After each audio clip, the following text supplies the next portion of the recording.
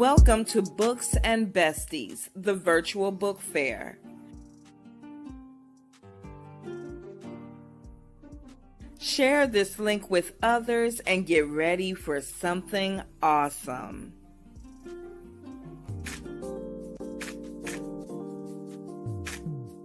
Books and Besties, the virtual book fair. Good morning, good afternoon, good evening. Hello, everybody. Welcome to today's episode of Books and Besties. I am one of your co-hosts. I am Dr. Angie BEE, also known as the Queen Bee. And I got Atlas the Wonder Dog running around in the background. There he is, coming by to say hello before his nap. We are here for you once a week, me and my bestie Avalon. We are here for you once a week on Saturday morning, 11 a.m. Eastern Standard Time. Why? Because we want to introduce you to authors, entrepreneurs, business leaders, community leaders. We want to introduce you to the folks that will bless your life, but you may not have another opportunity to meet them. And so we've got a nice little lineup of guests on the show for you today, and we got lots of products and services we want to introduce you to as well. If you are joining us on Facebook, please give us a thumb up or a heart, and in the comment section, let us know where you're watching us from. If you're watching on YouTube, we ask you to put a little hello and your city and state in the comment section. We just like to know that we're reaching people with this program. Okay, before we get started today, I want to introduce you to a program that we invite you to watch on Sundays. Now, Books and Besties is here on Saturdays for you, but on Sundays at 3:00 p.m., there's a conversation with Mama. So let me show you this little video and then we'll get started with more of Books and Besties. A conversation with Mama. Many will come on this segment and they will come because they need to have a conversation with their mama. Amen.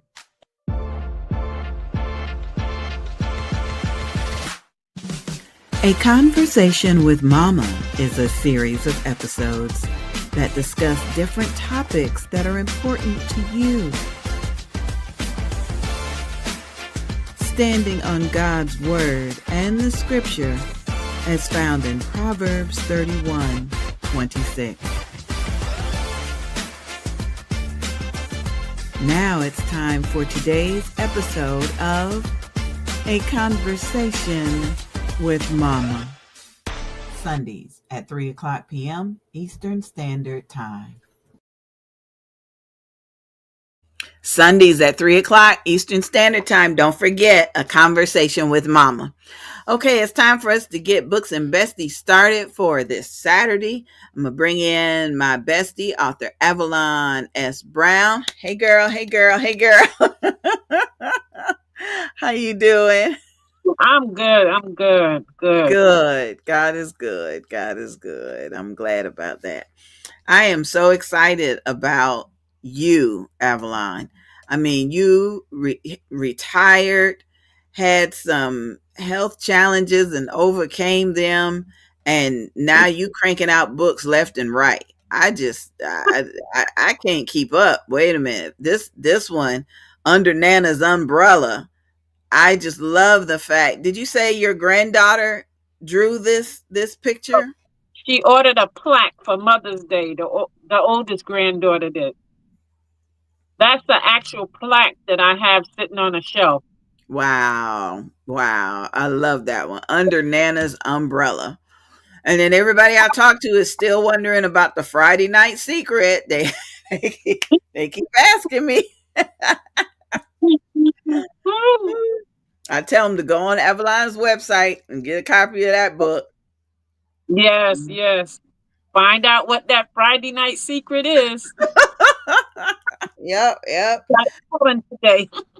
And then this one about your parents. Tell us about this book, Avalon.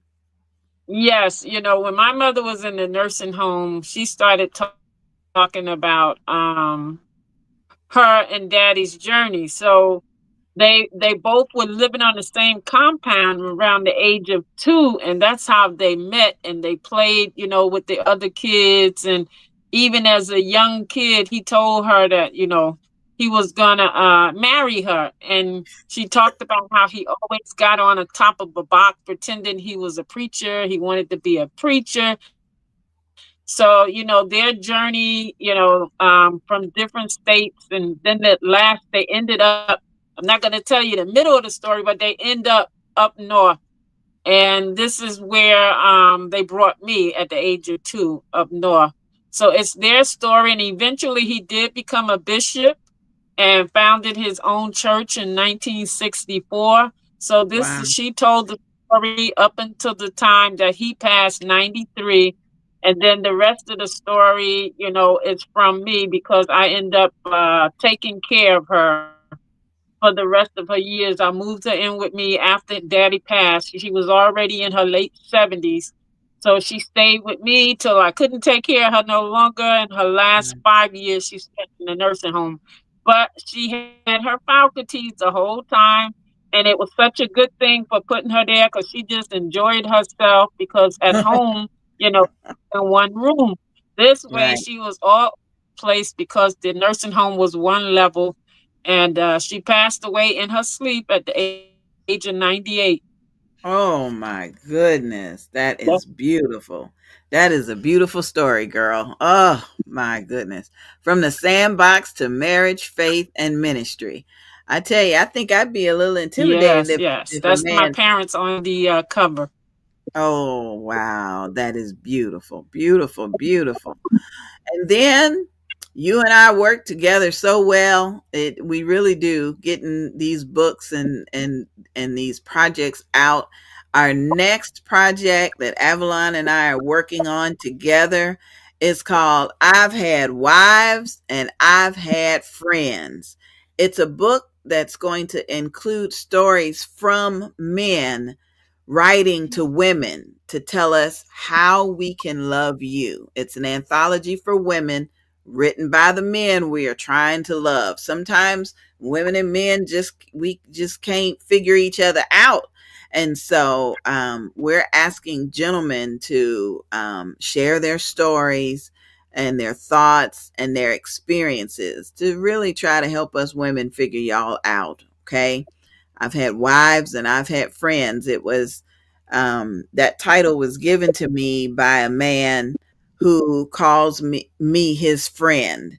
And he said, Angie B, I've had wives and I've had friends and I got some stories to tell. And so he's not going to be the only one. We hope to get a couple of other gentlemen and their stories in this project.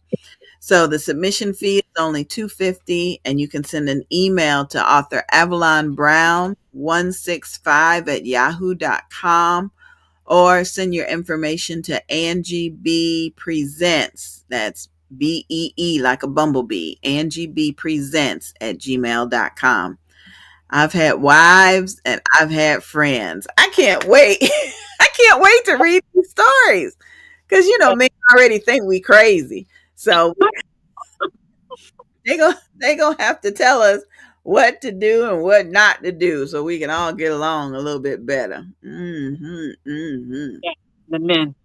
Yep.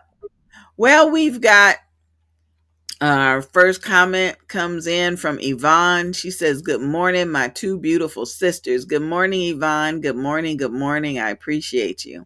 I really do. Really do.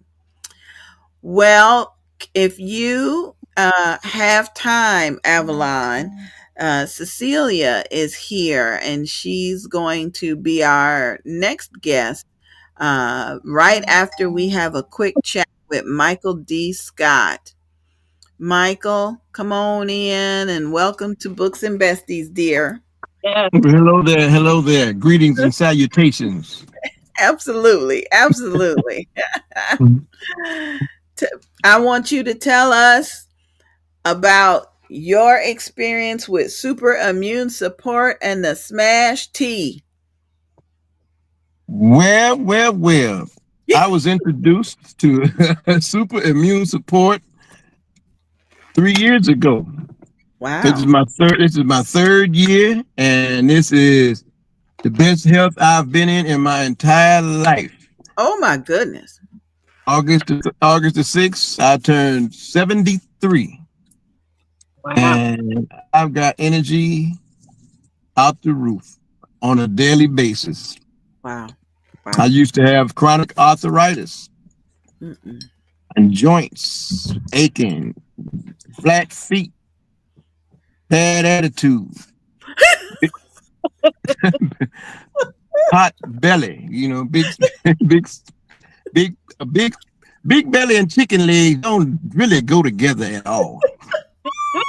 So I was introduced to Smash Tea 3 years ago after I'd come back. Well, I had a bout with prostate cancer.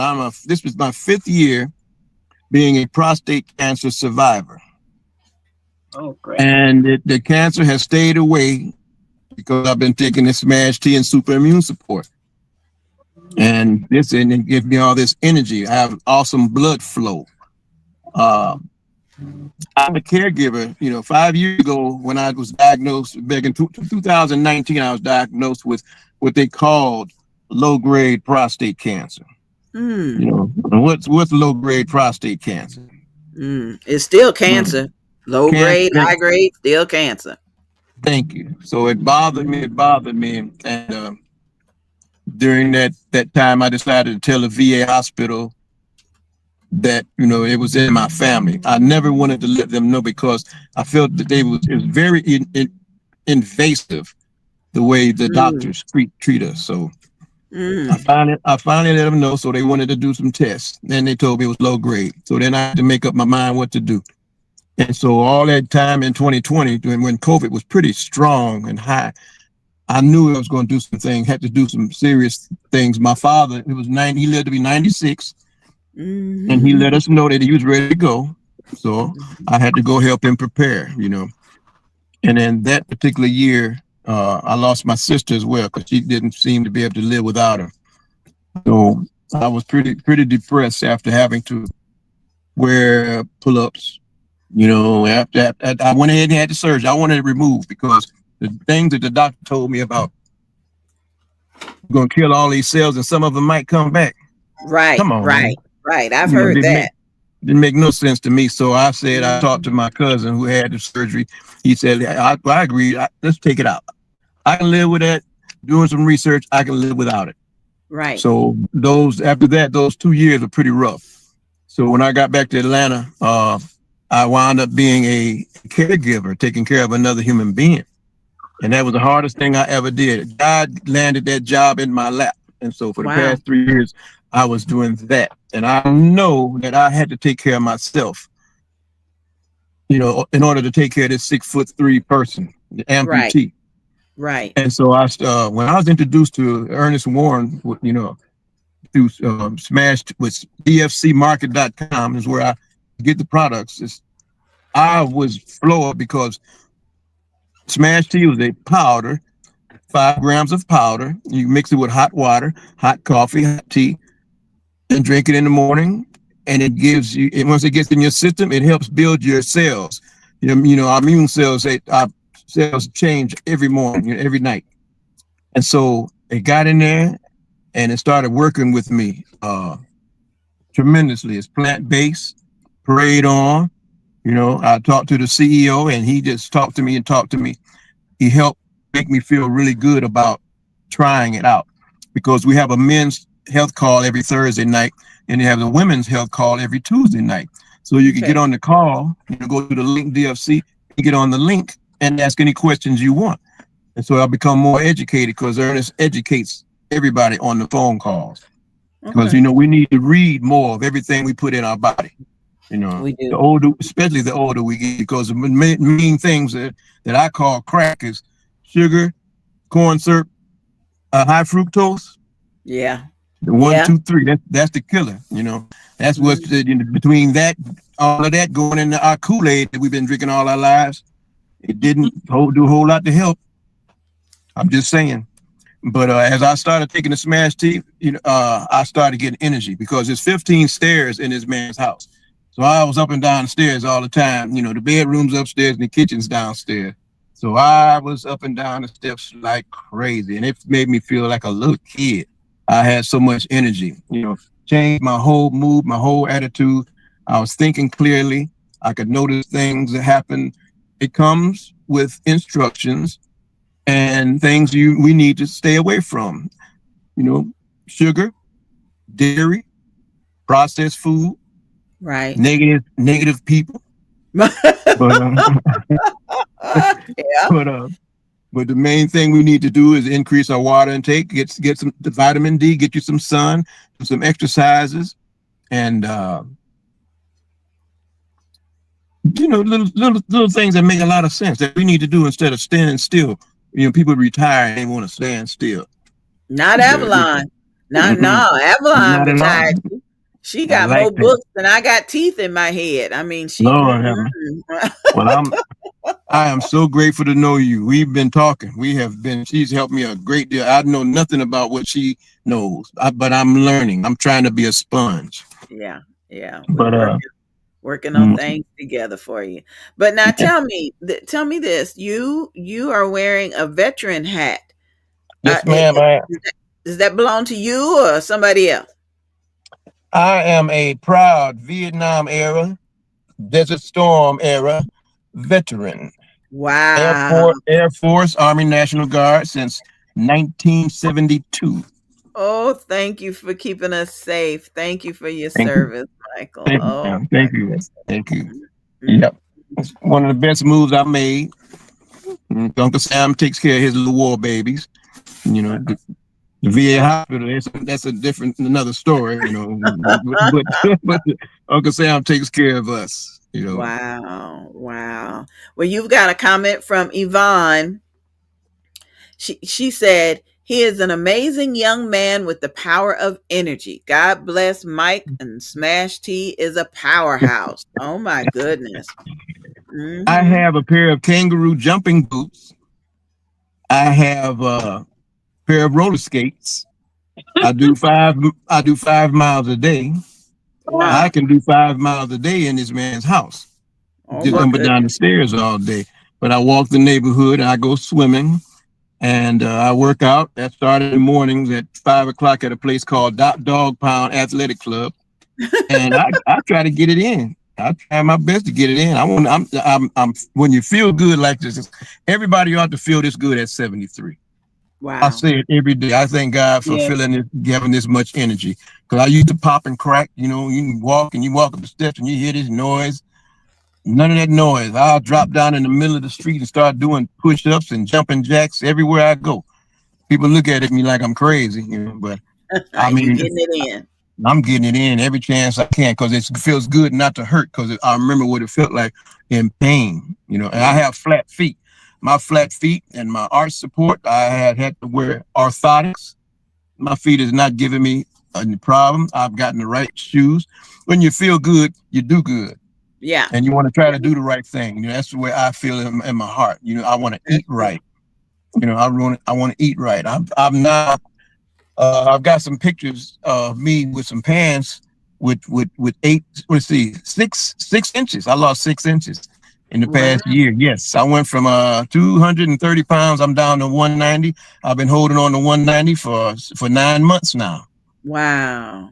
And I do a lot of stretching. And some of my church members, they say, got me going, putting things on, TikTok and YouTube, my little exercise videos.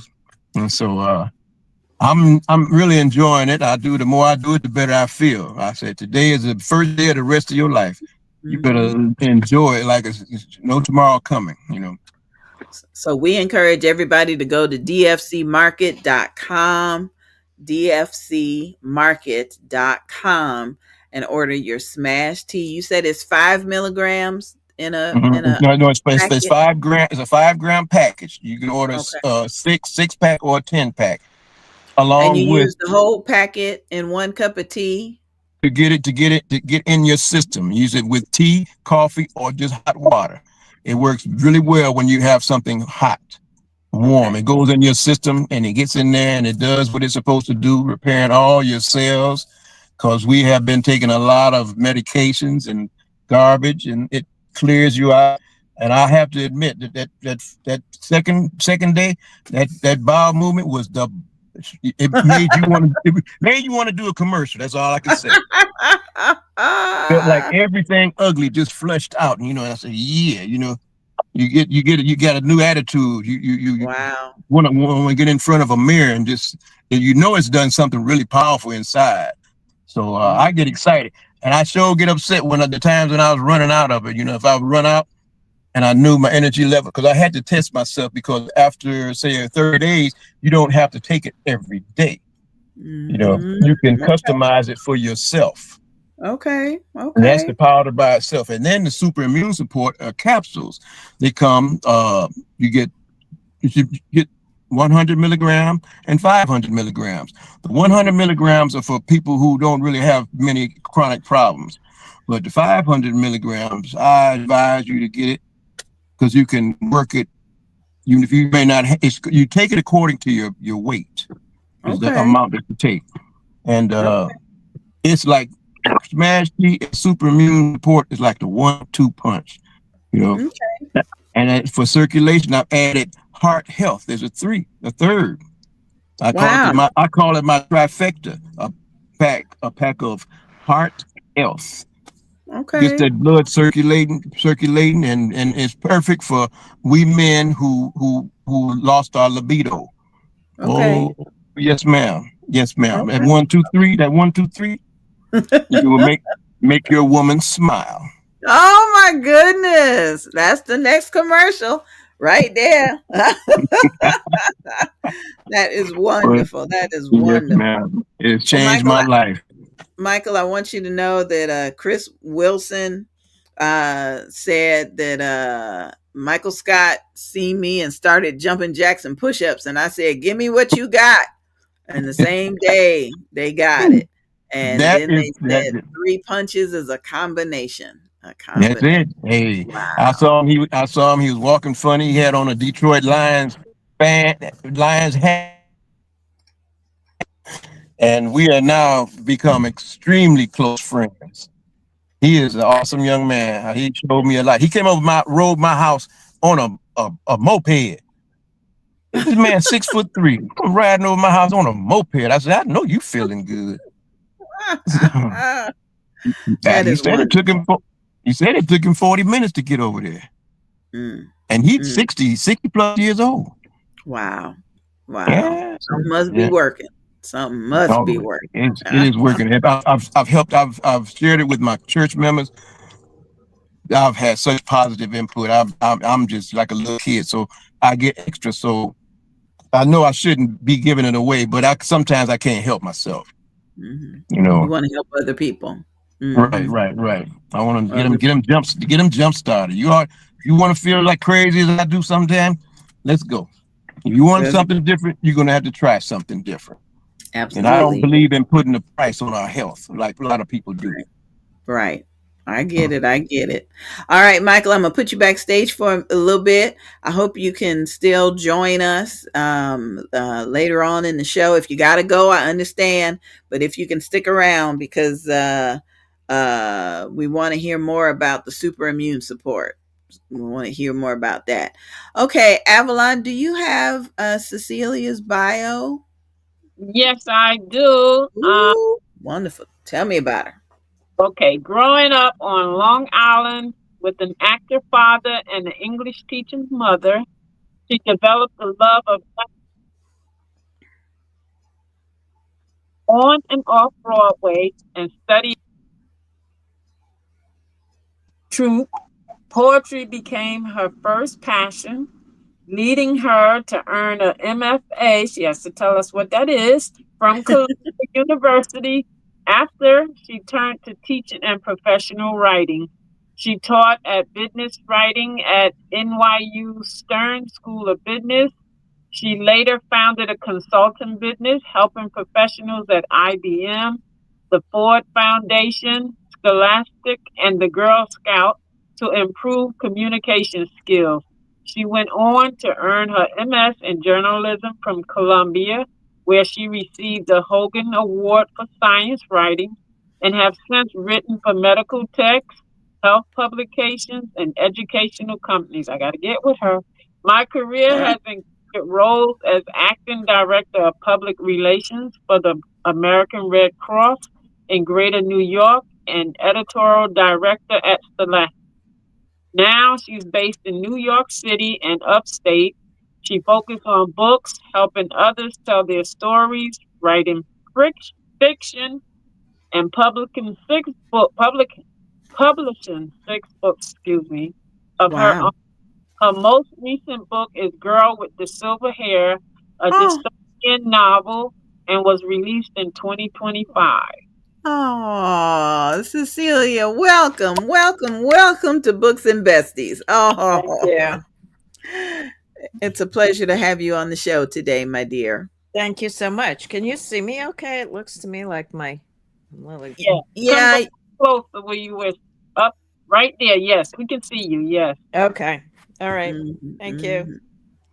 So your degree, this is my first question. Your degree is MFA. Is that a master's in fine arts? Yeah, it's a master in fine art and poetry actually. I kept studying well, I just kept studying everything. I did that in poetry, and then I studied public relations, and I after being a poet for about 10 years, and I got into my early 30s, I realized, I have to make a living, and Mhm. poetry is probably really not going to do it. So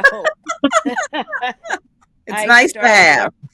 I started learning how to do all different kinds of writing, and I really had a very wonderful career doing anything that anybody would pay me for writing. I That's why I wrote a lot of educational materials, and I became a journalist, and I did a lot of medical writing, did a lot of writing for hire kinds of projects.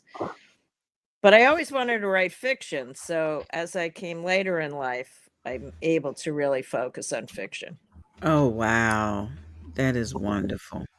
What kind of medical texts were you writing or health text Oh, publication? it was almost all of it was writing for lawyers. So when lawyers have to do a case that involves medical malpractice or Hmm. something of that nature, they have to learn about the specific injury or illness that their client has. So I would research, because my other thing was I was going to be a doctor at one point, but then I kept writing, so that kind of went by the wayside. So, but I loved to read about medicine, and I would write a whole book chapter on sprains of the neck other than whiplash, or Mm. or cancer caused by trauma. These were the kind of topics that I'd be writing about. It's very interesting. I really enjoyed it. Wow, sounds like something I could get into. Being a nurse, yeah, that sounds like yeah. Oh, okay. Yeah. Yeah, that does sound just like you, Avalon. But I'm writing so much, right? Hmm. Hmm. Now, Cecilia, if it's okay with you, I'm going to change your title so Sure. that people can find out how to connect with you. Do you have an email or a website you'd like to share? Sure. Should I just say it to you? Yeah, and then you can Um, spell it. yeah, my email is just my name, csupel@gmail.com. So it's CSEUPEL@gmail.com.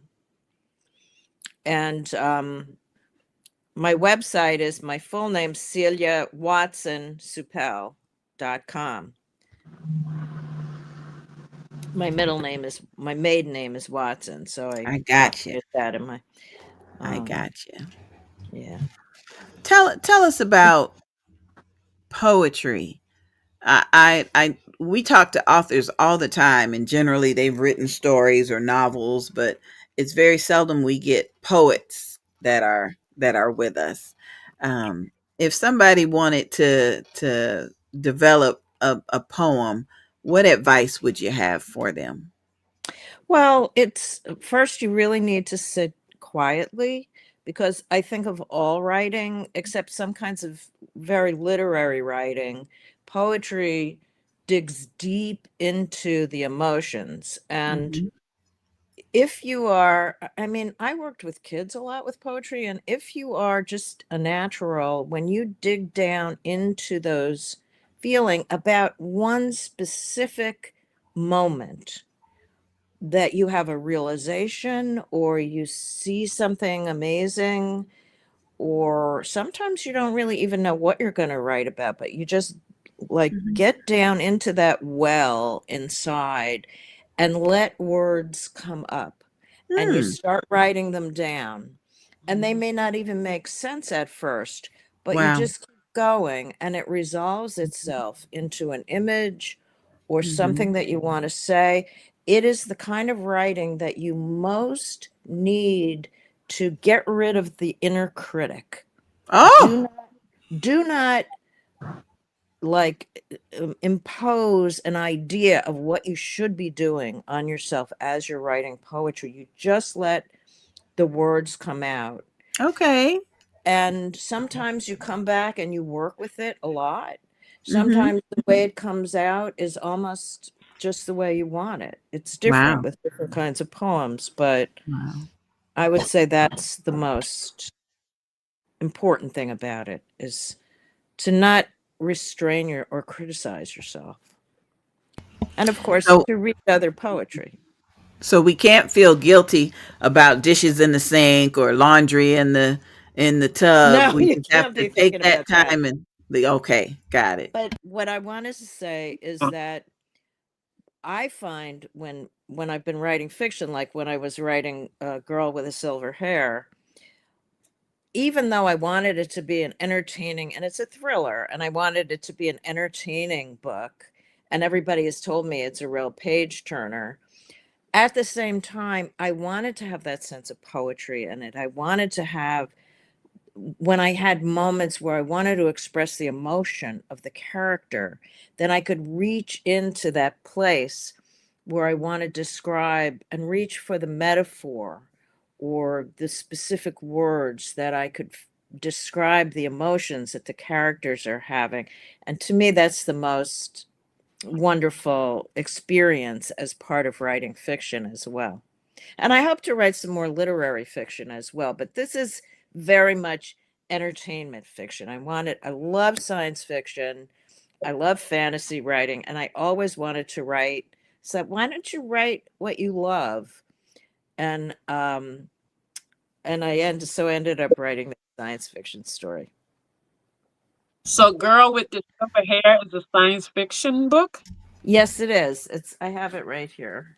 Just hold it up. I guess it looks backwards, and No. and this picture is very expressive. It was actually done by this fabulous artist. It was already created, and I licensed it from her.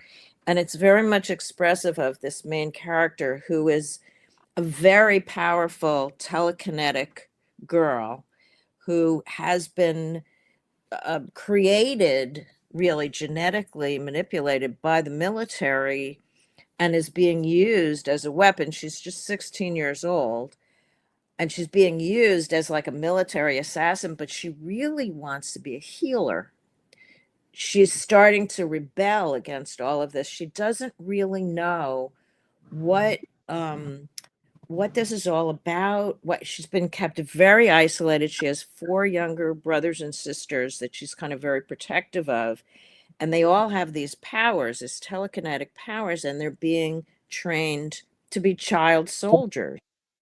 And my son had reminded me that I read a book about a true story about a child soldier that really blew me away. And this kind of abuse where children are recruited, and they're so malleable and young, they don't know anything different. They think they're doing the right thing. But she's beginning, through a kind of spiritual change, she's beginning to realize this isn't right. what's going on here? And she's really been kept in isolation and lied to, and she begins to rebel and find out what she's doing is not good. She wants a different kind of life, a life of healing. So that's why this picture, it actually was used in a medical conference on cancer, and but it's done, the artist is so metaphorical and creative. When I saw that picture, I thought, this is a book about a girl who really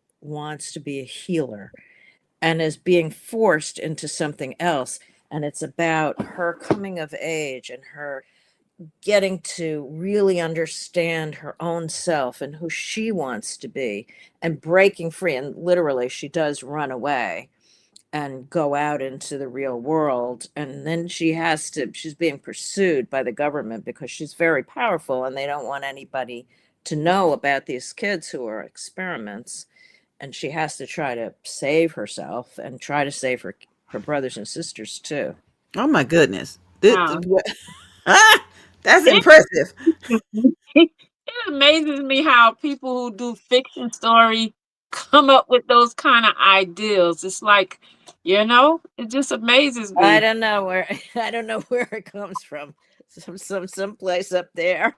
Character development and oh my goodness, you brought her to life. Yeah. Yes, I started this book a long time ago, and as I said, I had to do so much work just to make a living that I developed the book very slowly. Now I'm a little bit more, just able to put all that commercial writing aside and focus on. I'm planning to get the next book. It's the first in a series done by next year. So fingers crossed. Um, but when I first started this, and I was in Manhattan, and I was near my apartment, and it was dark, and I was out walking the dog, and there's this huge anonymous apartment building near my building, which is very old and decrepit. But it has this huge yard in the front of the building with lots of bushes and stuff. And I was looking at it and thinking, if you were homeless, because there are Hmm. a lot of homeless, you could creep in there and with a Mm. sleeping bag and hide under one of those Mhm. bushes. And that's how the whole story started. I'm thinking about, well, why would you be? And then I always go back to my younger self because I don't know, probably traumatized and stuck in adolescence. But, I always have these stories in my mind of an adolescent working through kind of being abused or lied to, and breaking out of it and finding Wow. themselves, Wow. and I think it's a story everybody can relate to because in some Wow. way we've all got to go through that to find our true values and our true selves. Mm, And mm, mm. so that's how it started and evolved. It became a very different kind of story, but that was the very Wow. beginning of it. That Wow. is so fascinating. Fascinating. Oh my goodness. Now, what comes first? The characters that you're going to write about or the the the story that these characters are going to share? Do you have the story in mind first or the characters first? Well, I think that's kind of different for different writers and also different genres, but definitely for me, it's always the character. So Mm. I had this idea of this character, this girl, and my main idea was that she was going to be very powerful, but not really understand how powerful she is. Mm. There are a lot of, and then I think like Katniss Everdeen and oh no, it's just gone out of my head. Catching Fire and all of those books, The Hunger Games. Okay. She's very skillful and very strong, but she doesn't really understand how strong she is Right. I understand that. until having going through all of these trials and tribulations. And I love that kind of character who, and I guess I feel like it kind of reflects myself because, you know, you I feel like I've been a strong person throughout my life, but when I started out, when I was young, I was always kind of small, third child, felt like I was kind of invisible, and and I had a lot of anxiety when I was a teenager, Wow. and I really took it upon myself to heal myself, to find my strength, to find my spiritual direction, to go to therapy, to work on my issues, and I've gone through a lot of major eh, crises in my life, Mm. but finding where the strength is to go through all those things and to come out and still find your joy, still Yeah. find Yeah. who you are and what gives you joy, and Right. to not feel sorry for yourself, but to Right. have the strength to go forward and find what's going to make things good for you is very Good. important to me. Good. Good. Good. That Mhm. is beautiful. Beautiful. Beautiful.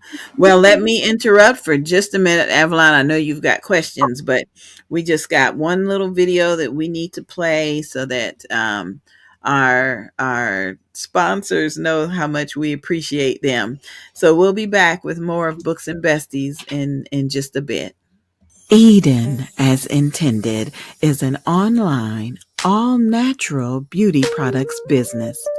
We currently sell products for the skin and hair that promote a healthy, natural way to nourish the body and foster extreme hair growth.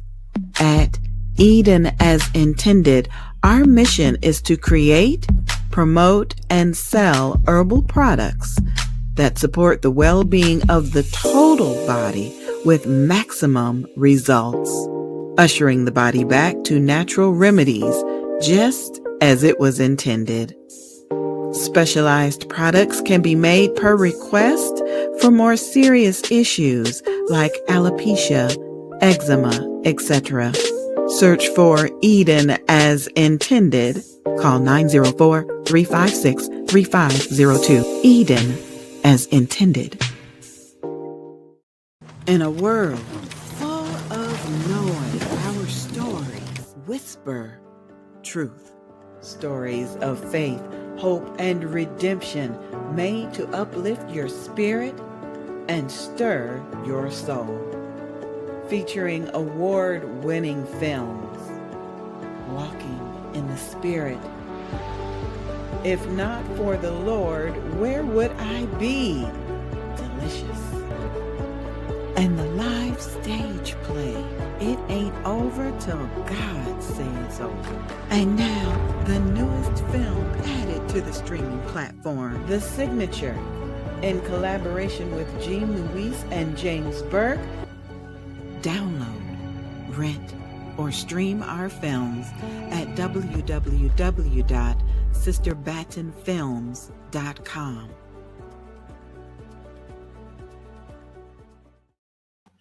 I want to give a very special shout out to Sister Tina Batten. She has been just a blessing to me and my family. And when we really need some good, wholesome entertainment, I know that I can go to her website and stream something, some film that she has produced, and it's really gonna make me feel better. It's really gonna give me some thoughts and turn my direction towards our Lord and Savior Jesus Christ. So I do appreciate her, and I'm excited to be able to introduce her projects to you. We also want to remind you that we're enrolling students in our YEP program. YEP is an acronym for Youth Entrepreneur Author Program. And YEP is something that was birthed as a result of the pandemic. We were able to teach a group of middle school students a virtual writing course. And as a result of their participation, each child is now a published author. Their first book is Emerging from the Curve, the curve of the pandemic. That's what they kept talking about. We got to get over the curve, got to get over the curve. And so these little elementary school students are now authors, where they shared their thoughts and feelings and experiences from their point of view. They shared about the pandemic. And you would think that, how are kids, or how were kids affected by the pandemic? And definitely these 5 children were. And so if you know a young person that's interested in becoming an author or an entrepreneur, please get in touch with us, the Youth Entrepreneur Author Program. You can search for Yep, I'm an Author on Facebook, or send an email to Yep, I'm an author at gmail.com. Okay, it's time to bring back Avalon and Celia. And Michael is still with us. Michael, we're going to bring you back in, because Michael, is here to introduce us to the products that DFC Market has. But we as authors, we need to know what to do to stay healthy. Mhm. Yes, No, indeed. Yes, indeed. that's an interesting thing too, because I do a lot of I love to participate in activities that, as a writer, you're always sitting around at your desk. So it's so important to get that exercise. And my big hobby has been pickleball. Do you all know about pickleball? I just love it. It was so weird when I first heard about it, but Go it's tell us about it. Tell us about it, in case some of the viewers don't know all what right. it Well, is. it's the most fun sport. It's great for people who are older as well as young people. And it's sort of like tennis, but with a paddle instead of a tennis racket. And the court is much, much smaller. And you play with this wiffle ball, kind of plastic wiffle ball. So it doesn't really go that far. So you run, but you don't have to run a lot. In fact, I knew some people, they were in their later 80s, and they would just basically kind of stand there at the net and hit the ball, because they could just reach it. And you always play in doubles, so it's a great socializing time with your Oh, friends who are playing, because you're playing with at least 4 people, and you usually have 5 or 6 or 7 there. And then you just learn how to score it, and you play a game like any okay. other kind of racket game.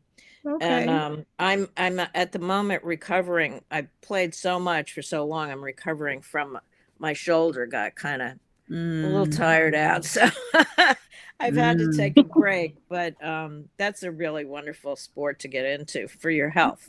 Okay. Okay. Ben Gay still works. Ben Gay, Yeah. I haven't tried that. I think I might try that. Mm. But I had a question for Celia. I see that Yeah. you published 6 books. Are all of your books fiction? No, in fact, this is my very first book of fiction. My first 2 books are poetry. And then, I started publishing, I've been writing since I was a child. So I started publishing in my 20s. My first 2 books were poetry, um, published by a small press that I eventually also worked for. And then I wrote 2 books for hire. So they give you kind of an outline and what they want you to write about. And those were for young adults, about different kinds of careers that you could get in different. And then the next book that I wrote was a memoir. My brother suffered from obesity really since he was young, and he struggled with his weight his whole life. And all of a sudden, it seemed like maybe he was dying of Mm, obesity. And mhm, I decided to kind of chronicle what happened, because we were all terribly distraught, and I really tried to save him. And it was kind of a little bit too late. And in those that he had a heart problem by then, and he was really mm, too fragile to have gastric surgery. And he Mm-mm. did start really seriously losing weight, but it was kind of too late. He eventually did pass away from Mm. it within the year, and so it's a story. I think maybe it wasn't so popular because it didn't have a happy ending, but it Mm. did in a way because I was there with him, and our family came together, and but it's about the story of struggling with that addiction. I mean, people talk Mhm. a lot about drug addiction, alcohol addiction, but food can be a terrible addiction also. Mhm. Yep. And Yep. and Sugar and and chocolate, and yes, it can yeah, be. and you don't want to like make anybody feel bad about being overweight, but it really damages your organs and can Mhm. even lead to cancer, but certainly leads to heart disease. And so I lost him way before his time, but I was very glad that I tried to help him. So I wrote a memoir about that. So that was the Wow. book I wrote before this one. Wow. Absolutely That was fascinating. called Eating the Shadow. Yeah. Oh. In fact, I have a picture of it right here. Yeah, Mm. it was a very cathartic. This was the book that I wrote Oh. about Eating the Wow. Shadow. And yeah, hopefully can help people who have a family member who is suffering from that, because it affects the whole family, It does.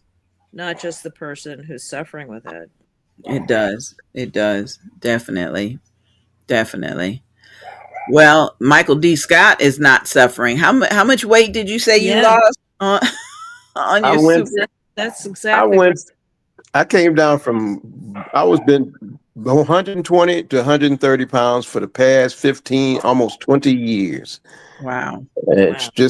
just big old belly, and, so I follow some instructions, take somebody's advice. The products were prayed on, and Minister Warren, he's a minister, and awesome personality. He wants everybody to live healthy. He wants everybody to live healthy. And he developed dfcmarket.com, and they have products also. All the products work. And instead of like the medications that we've been taking for years, instead of having side effects, they have Hmm. side benefits. Mm. Because on these phone calls, Tuesday and Thursday nights, people are always saying something else that found up curing. A person with lupus said it helped her a great deal. Oh wow. Uh, Yeah. I have some nieces in Detroit that have Crohn's disease, and their Mm. immune system is compromised. These products attack, and the products are like the police of your body. That's what your immune system Yeah. is. It takes care.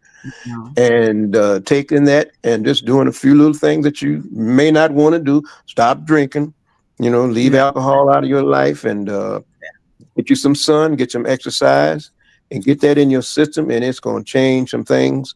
It's amazing the way they work. All the products work. Keeps certain uh, all the issues you have. It's going to make you want to do better and change a lot of your habits. And I've changed a lot of my habits, so Mm. I have no time to be ill. Oh, I have good. no time, no time. No I time. got an attitude. I have an attitude when you talk about me being sick. I don't even know how to spell it. This is my first book that I'm writing, and I'm so grateful, because it has changed my life, and it really has. And I want to share it with the world. There's a lot of veterans that's going through what I've gone through, Mm. and it's no fun wearing a pull up, and being lied to by the doctors, deceived, telling us half truth, you know, Mm. and but the super immune support is so awesome. I have had sniffles. You could go into areas where you have an air condition, you hot and cold all summer, and you can get some sniffles, or you be around some people in a public place, you get some sniffles. That never happened. I mean, when the times that it happened, I said, I pop one of those super immune supports, gone. Within 30 minutes, it's gone. Mm. It's Wow. amazing. It's Wow. amazing the way it works. Wow. Because once you got it in your system, it's just like it catches on and say, hey, I'm not going to catch up. I'm going to catch on and stay with you as long as you do these things. And so it got me hooked. I'm hooked. Everybody that I know, it's got them hooked. They don't want to run out, and I love it. I have a question. I heard you say that it flushes out your system, like, it made you go to the bathroom. Did it cause Yeah. any cramping? No cramps, no nothing. It's like meant to be. When I tell you, you may want to remember that crazy commercial. That guy said, "I just lowered my cholesterol." That's the way I felt when I went to the bathroom. It was so flushing. It just flushed everything out. At first Yeah. bowel movement, and after that, we're supposed to use the restroom every time we eat. Right. And we're not supposed to go to sleep every time we eat. So, Right. these Right. products work really well. You keep some fluid in your system because our body is mostly water, 75% water. Keep some fluid going through you, and get you some exercise. I'm 73 years old. I want to be the healthiest 73-year-old that I know. People my age are not doing the things that I do. That's why I do what I do in public. And but an immune system is amazing. It put up with a lot of our bad habits. So just imagine how to treat us if we start getting some good habits. Amen. Amen. Mhm. There you go. Because Celia, we got a question for you from Yeah. one of our audience members. Um, how how did you I'm trying to read it. How did you discover the Small Press Publishing Company? How did you find them? Um, actually, a really good source is Poets and Writers magazine. Also, another really good source. Well, there are. I really like and they're still around. Poetsandwriters.com probably, I think, might be .org. But they have wonderful listings of small press. Okay. And they not only have listings, but they describe what the presses are interested in or whether or not they're accepting. And what I always really did was if a place has a magazine as well as being a book publisher, then if you start publishing in their magazine, they get to know you as a writer and become more interested in publishing your book. So that's a Okay. way that really helps get a foot in the door. Okay. Okay. You got to do a little bit of research. Absolutely, yeah. Now, what is the next book that you wanted to introduce us to? Are you talking to me? Yes, yes. The next book is the next book in this series. This is Girl with a Silver Hair. The next book is going to be Boy with the Sun in His Hands. Oh, And it's going to be a bit more of a romance, a forbidden romance, as well as a continuation of the story of basically it's the government, it's in the near future in America, and we no longer have the vote. There is a man in power who is actually the one chasing these very powerful children, who is just interested in promoting wealth and fossil fuels. The world is suffering from environmental damage and is very powerful. Doesn't really sound anything like today, right? no, no, no, Uh, no. I'm hoping this never comes That's to why pass. I'm laughing. And so they are still being pursued by the government but still fighting to kind of maybe start to liberate the world, or at least the United States, from this man who's become a tyrant instead of an elected official. Oh, And well. and and, and also find a way to make the environment more healthier. So that has a little bit of the sci-fi in it. This is a little bit of technology that has been invented that will help us get off of dependence on fossil fuels, try to improve the environment so that we don't continue the global warming. And so, it's got everything. It's got the same as this. I hope it's going to be a page turner. It's got thriller elements, and it's got spiritual elements about healing, and it's also about making changes to make the world better in a way that we really could start doing right now. Wow. Wow. Mhm. I tell you, that is Wow. amazing. Wow. Yes. Mm. To just to be able to create the characters. Avalon, we're gonna have to work on something where we can I, create the characters, give them names and personalities, and oh, that sounds wonderful. Yeah, there are a lot of Mhm. wonderful tools that you can I can use. feel that I had a good imagination as a child. I don't know where it went. It's still in there. It is still in there. Believe me, it's just we layer over it with a lot of judgments. But if you can let Mhm. go of all the judgment and just get in touch with that pure, childhood creativity, it comes out. It just does. But I was going to say there are a lot of great tools for developing your characters. You write about their history, you write about their parents, you write about what they love, what's their favorite color, what do they love to eat, how do they feel about this, that, and the other. And you really, if you feel as you're writing, you feel like I don't really know this character well enough, you really go into that. You just write about the character and they become more and more and more real. Mm, mm, mm, mm. Mhm. Absolutely fascinating. Absolutely. I admire you. I truly do. Thank I you. truly do. That creativity. Well, Oh my goodness. the Mm, really the hard part is getting anybody, as Michael knows and you'll know, to get anybody to look at what you're doing, to become visible. mhm. There's so many people writing books these days. um, it's hard to become visible, to find the people that who could really love and benefit from what you have written. As Michael is Mhm. saying, there are so many people who could benefit from what you are telling all of us. Right. And yet, how do you get the word out? Well, you guys Right. help a lot doing something like this, but Mhm. that's always a You work. always get women. One thing about when men is something that we have a fear about as far as seeing our doctors. I can't, it bothers me, but that's why I'm so adamant about getting the word out, because we don't want to know the truth a lot of times. If we have an illness, we don't want to hear it.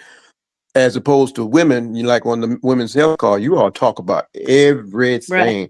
I'm loving it the way you share, and we need to be more like that so we can help each other. So Well, I'm a, you need to reach out to the women who will then tell the Mhm. man in their lives that Mhm. they have to get this stuff. Mhm. I A Mhm. like lot it. of I times, like yeah, that. right? Yep. Yep. I Yep. like that. Make sure you get on that women's health call Tuesday night, please. Okay, That be it. how do we get on the group call, Okay, Michael? go on to dfcmarket.com, Oh, Uh-huh. okay. and they have an area there where they have they have testimonies, they have the phone call, the women's health call and men's health call. It's Okay. Uh-huh. listed, you know. Okay. And you get on that call, you will. I know you all will enjoy yourself because because you have so much to share. Yeah. And I can't wait. See, they won't let me listen to it because it's for the women, Unless there's sometimes that he will let us, if we have something serious to share, like things like this is Cancer Month, right? Yes. I think sometimes we may be able to listen to, we have to wait to the boss has to okay everything. Right. Right. Mhm. And I just want to put it out there. It's Cancer Month, but we always talk about getting our mammograms, we women. That's right. And my son-in-law still cringes when I even bring up the topic. But we need to get up in the stirrups too. We need to let the doctors examine us through our blood work and exams. We, October is about fighting cancer, and we really need to get in there and get checked by the doctor. We really do, Mhm. really do, really do. My goodness, I cannot believe it is noon. Okay, we got Wow. we Time flies when you're having fun. Thank it you so does. much for having me on. This is really fun. You're Oh, Thank welcome. You're welcome. Thank you for sharing and educating us on MFA. Thank you for sharing. We you. appreciate you, dear. Mhm. All right, we're gonna get backstage for just a minute, you guys, because we and Celia, if you have to go, we understand, or you can stick around and we have more questions for you. But um, Avalon, somebody always asks this question: how many children's books have you written? And do each of your grandchildren get a book written about them? yes, they do. So let's see. I have seven. Yeah, two children, seven grands, and three great grands. I have to start counting. Woo. Each one of them have a will have a book that they're the character. So far, six of the grands have a book. One of them have six of the grands have a book. Mhm. One of the great grands have two books. So I still have to do two of the other great grands, and I'm working on the oldest grandson book right now. So I'm working. Okay. So Okay. I kind of lose count sometimes because then I'm jumping into other children books that's not my grands now. So because Mhm. my son gave me an idea, and then I had another idea from another. So it's like they just Ah, keep coming. I'm almost losing count. It's probably wow. about it's about 8 or 9 out there by now, Oh, and a couple of wonderful. them are on or let me see about how many is audiobooks, maybe six of them. I know Angie Mhm.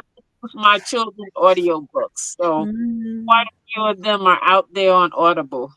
Oh my goodness. My That is name. a blessing. That definitely is a blessing. We want to allow people the opportunity to receive literature, whether they're reading or scrolling or listening. It's literature is very important to the advancement of education. So when I hear authors like you talk about how you've got your book available in print and ebook and audiobook, I salute you, Avalon. I truly do, because I know it's a labor of love, I, and you I, getting it out. I just put my parents' book in hardback also. Yes. Really? So if Does you want to go, you can go to author avalonsbrown.com. You can see all my books. Yeah, wow. their book put in hardback. I've never even thought about putting any of my books in hardback, but I truly see how that would honor them. Yeah. Mhm. Yep, yep. Okay, we got another shameless plug we're going to throw in here for all the men. We want you to be a part of our anthology. It's going to be a book for women, but it's going to be written by the men we are trying to love, because sometimes you men can be difficult. We just trying to love on you, and we need to hear from you as to how we can better do that. Gentlemen, you are cordially invited to become an author in our anthology by sharing your thoughts and experiences. You can send your bio, your headshot, and your story. The submission fee is $250, and we've broken that down into payments if you'd like.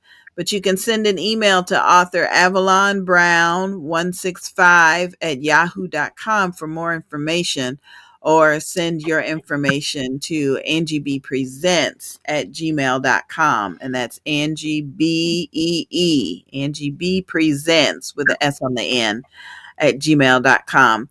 Working on the book that will be titled I've Had Wives and I've Had Friends. We want to hear from the men in our lives. We definitely want to. Definitely want to. All right, Avalon, I know this is October, but we had a wonderful Alopecia Awareness Month in September.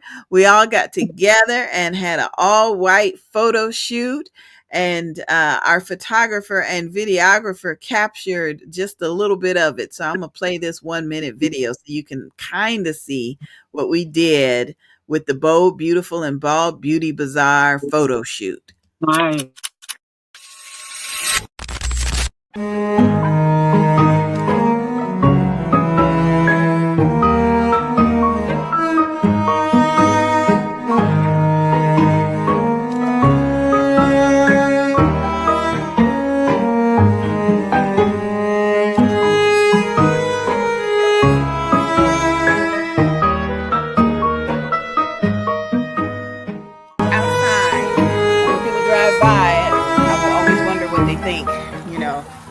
Bald women doing over there? We are being ourselves. We are being wonderful. We are being fearfully made. We are being the people that God has allowed us the privilege to be. And this is the day that He made, and I'm rejoicing and I'm glad in it. So we're going into the ruins now and going to see how we feel. Man, I tell you, that was so much fun being out in the woods. I mean, the mosquitoes got to us after a little bit, so we couldn't stay out there for very long. But the photos that we took in the ruins, the photos that were captured, and that little video of us, that for the Beauty Bazaar weekend, for the whole weekend retreat, Friday is our day to really spread awareness. We are all dressed up in white and we're out in a public place, so that when people see us, they question, they wonder, and that's why we do the weekend. Saturday is the fashion show and the beauty bazaar, and we got to get Michael D. Scott to come and do chair massages next year because we definitely we could use a little bit of TLC. And so it is a weekend that ends with prayer. It starts and ends with prayer. It starts Thursday night, where I'm praying for people as they're traveling to where our host hotel is, and it continues throughout the day on Saturday, and then Sunday, where we're praying as people check out the hotel and they're headed back home. So this year we raised a little over $250 for the National Alopecia Areata Foundation, and I'm just excited. We had a wonderful time, so I hope you enjoyed the video. Hope you did. All right, bringing y'all back in. Yep, the mosquitoes definitely got us, but it was worth it.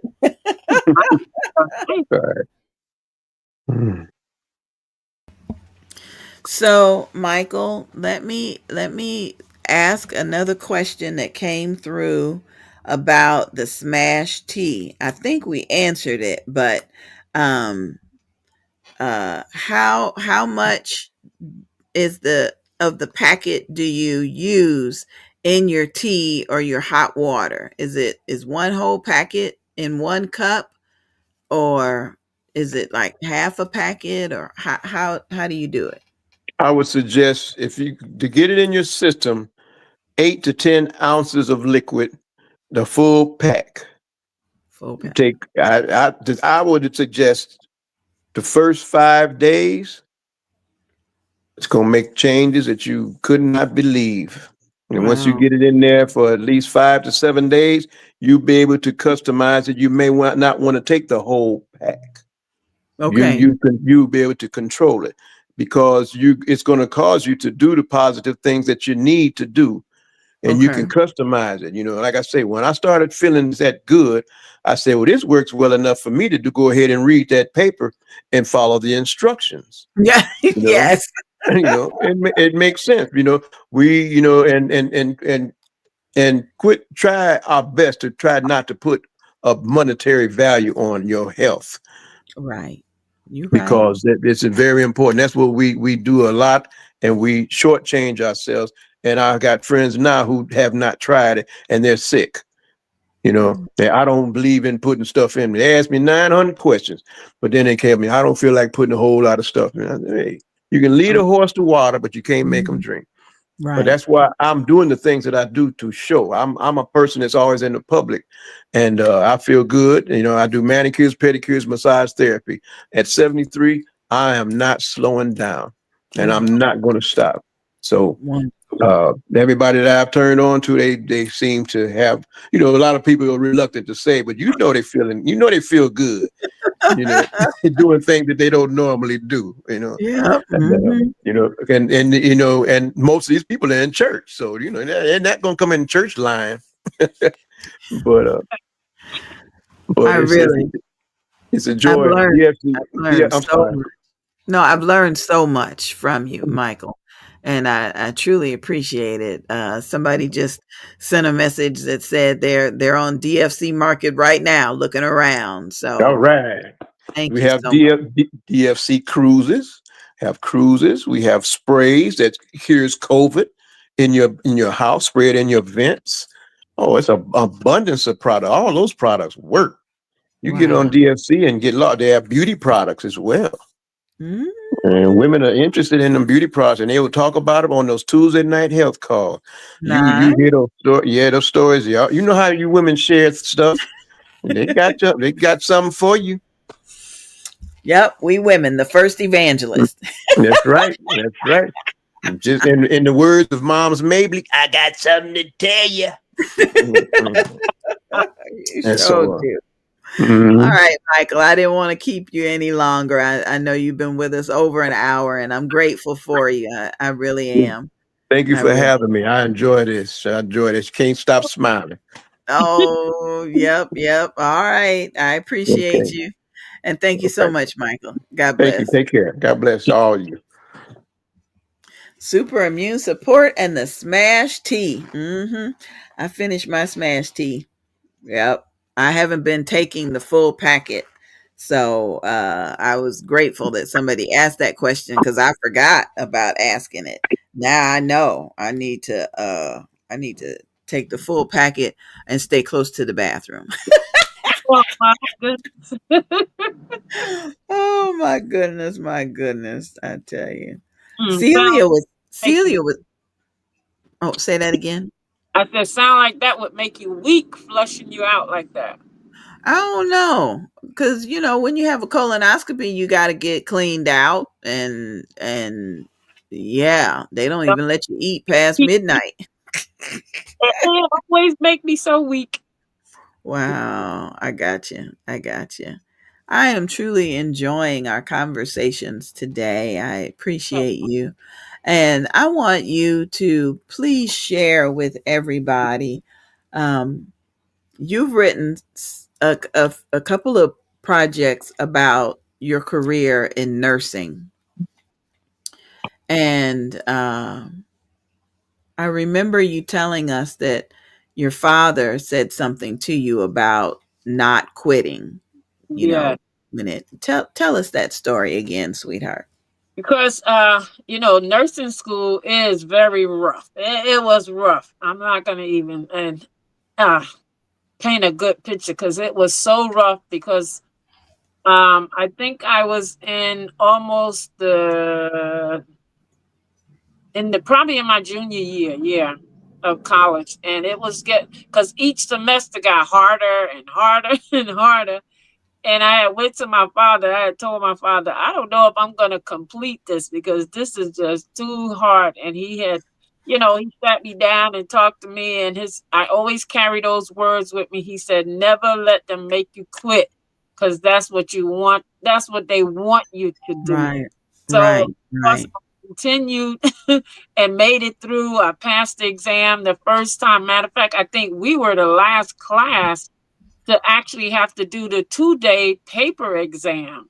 Wow. Yeah, because No. now they get it on the computer and the computer might shut off before who knows. But we had the 2-day, 8 to 4, all day long. Of course, we got a lunch break, but it was a 2-day test. And I think we were the last class to do that 2-day test. And Wow. I was so shocked. I passed it on the first try.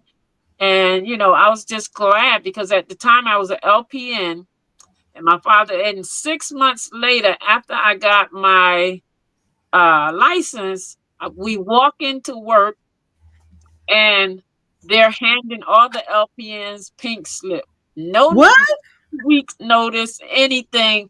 And I was like, thank you, Lord, you was watching out for me. I felt bad for them because they walk into work, didn't know that's when they stopped. I think that was back in 90.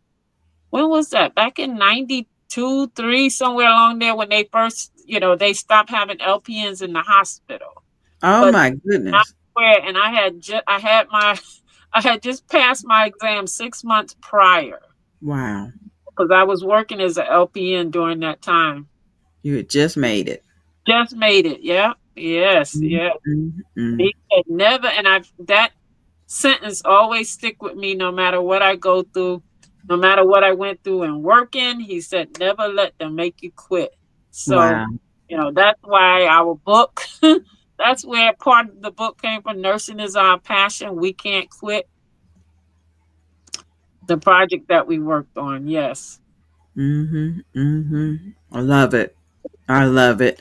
We've got so much respect. Well, I do. I have so much respect for the nurses that have taken care of me because it seems like they have to do all the dirty work. They've got to give me my medicine and help me get back and forth to the bathroom. It just seems like the doctor just scrolls in, takes a look at you, and strolls back out. But it's the nurses that respond when I'm pressing the button and my pain is not controlled, and I try not to be a difficult patient, but if I'm laying there and something's going on, I do need some help. And Right. so I've always appreciated the nurses that were assigned to my care. Yeah. And from a patient's point of view, that's That's, what I'm going to be writing for your next book project. you. Yeah. That's what I plan to do. It's definitely what I plan to do. Well, we gotta take another quick break, and it is 12:23. When we get back, we may be talking a little bit about the process of publishing a book. We do have a couple of questions from folks. They want to know how they can get their book published, and so we'll be able to help them out with that. So we'll be back with more Books and Besties in just a minute, everybody.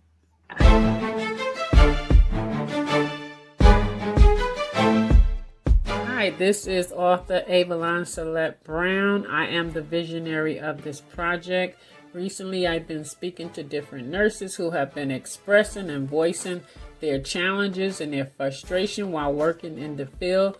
So I decided to reach out to different nurses from different specialties and bring them together to create a book so that they can write about their experiences, their challenges, their frustrations that they experienced in nursing and how they overcame them and why those challenges did not make them quit. This is going to be a very important book for the next generation of nurses because they can see that they are not alone out there. The nurses before you have gone through these same type of challenges, these same frustration, but they never allowed it to make them quit because nursing is their passion. And this is what we want you to know. Keep your passion. Never let them make you quit. Audiobook produced and promoted by Angie BEE Productions. We can help you put the pieces together. Audiobooks, flyers, commercials, and more. Angie BEE Productions on Facebook. Living with anxiety and depression can feel like you're drowning. Come join a tribe that will help you press through parenthood and life. maternalmattersfavored.org, mmfavored.org. DJ Shaheem Care Mix Edits. Explore innovative fusion music of hip-hop, house, Afro beats, and gospel genres all rolled into one perfect mix. Visit the world of a gospel praise experience as DJ Shaheem shares his new edit packs, filled with a remarkable experience. Enhance and elevate your worship experience through praise as we embark on a new and unique purpose to glorify Jesus and what he has been able to do in our lives. If you are looking for a different vibe in your worship and praise experience, this will definitely keep you moving and inspire you throughout your day and week. These mix and edit packs are not only for DJs and radio stations, but are meant for gospel music lovers as well. Take time out and visit DJ Shaheem Care Mix Edits for your music source. Support the ministry as we reach others and draw them closer to Christ. Stay blessed, safe, and encouraged. DJ Shaheem Mix Edits.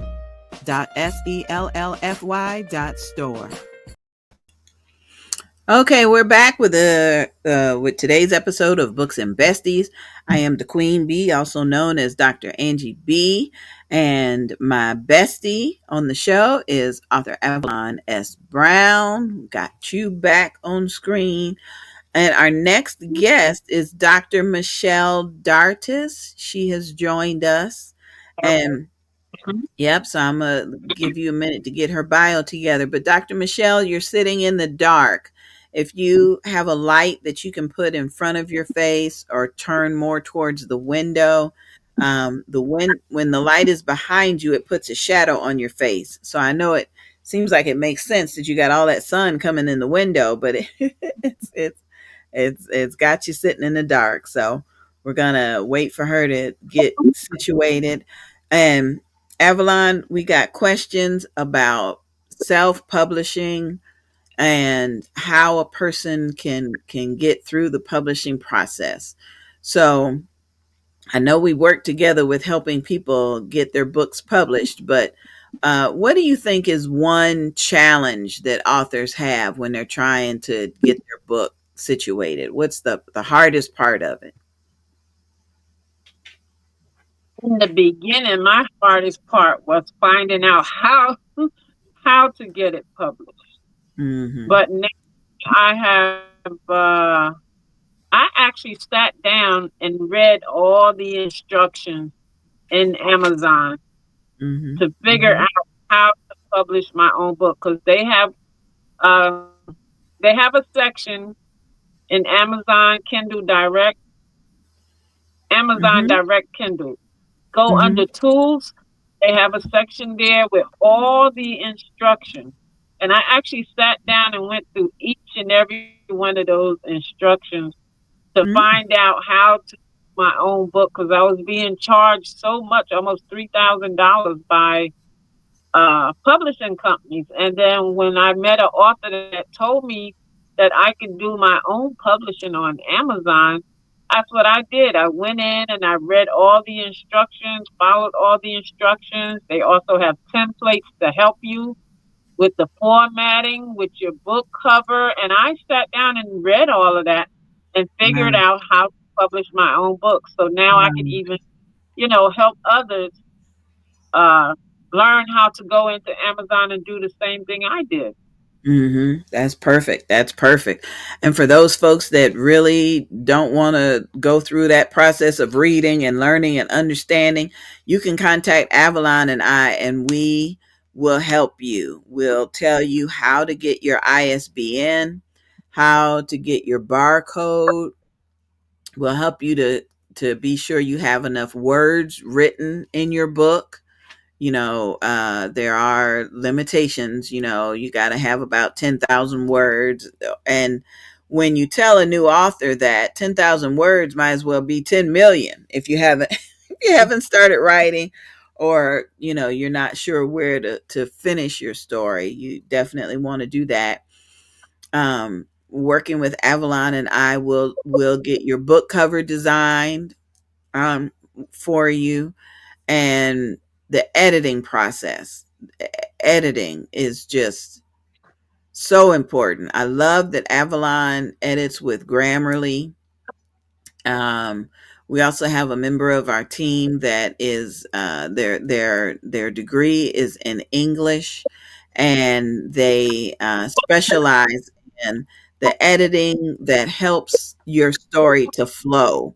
You know, sometimes in chapter one you're talking about something, but then in chapter three you're talking about something else, and so that content editing is very important, very very important. What comes first, and then our team will look over everything again with editing, because I look at editing like, how does it flow if you're listening to it, because I'm the audiobook narrator.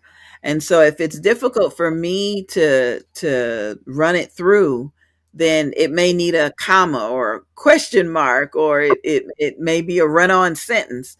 And so we as a team with Angie BEE Productions, we can really help you out with your editing, can really do that.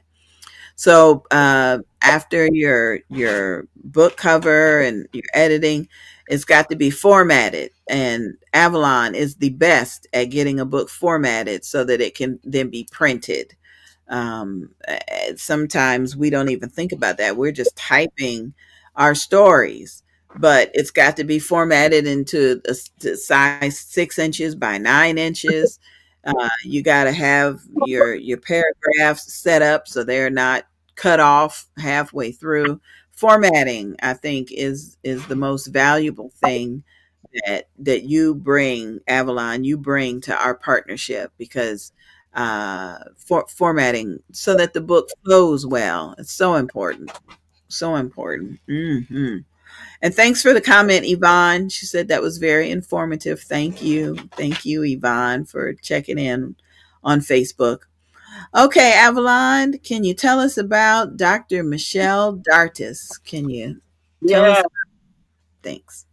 Dr. Michelle is a behavioral health consultant, therapist, educator, and self published author with over 35 years of experience in mental health, human and social services, and higher education. Known for Hmm. her compassionate, strength based approach, she empowers individuals and communities to live with purpose and resilience. Dr. Darris has advanced degrees in human and social services, higher education, liberal science, and has taught adult learners for over a decade. Writing as Dr. Zypher, that's her pen name. She might say it different. She blends emotional intelligence with practical tools for growth across genres. Her published Mm. works include children books, a productivity guide, and an exploration of racial identity, with a young adult novel forthcoming. Wow. Yes, Dr. Michelle, we can't wait.